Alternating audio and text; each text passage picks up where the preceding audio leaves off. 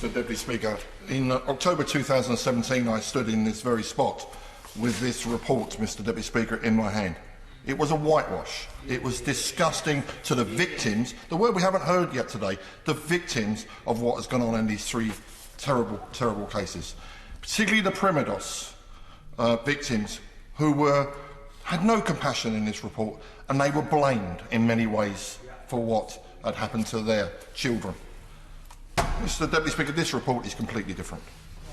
And I apologise to my honourable friend, my right honourable friend, who was the Secretary of State. I was critical that the three different problems were put to Baroness Cumberlege in one scheme. I thought it would be much better if it was just looked at individually.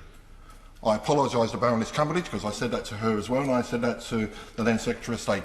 I was wrong. This report is probably the best report on what's gone wrong inside the NHS that I've ever seen. The NHS does wonderful things, but it gets things wrong. We're all praised the NHS. We stood out last weekend, I hope, and praised the 72nd anniversary of the NHS. But when they get it wrong, they get it seriously wrong.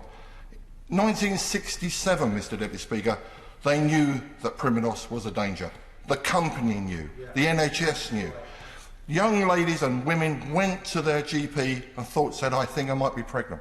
Very often, there was no prescription issued, no warnings, no concept of what could happen to their fetus if they was pregnant. The drawer was open and the tablets were given to them.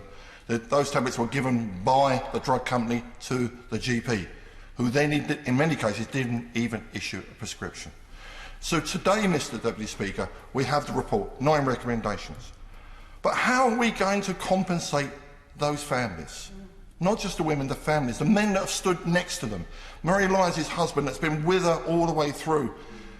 How are we going to compensate them that lost their baby?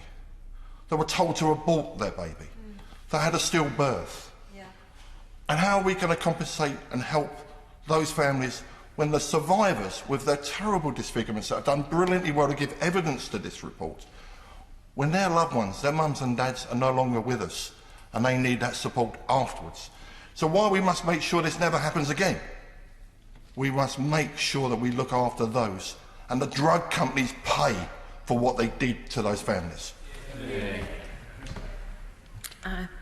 My honourable friend makes a passionate and compassionate speech, and he should be recognised for his long-term campaigning and his advocacy of those people he mentioned who have suffered as a result of what has happened. I can't comment on the individual points that he's raised, particularly with Primodos, because there is legal action pending. But I hear everything he said, and others will hear his comments too. Davey.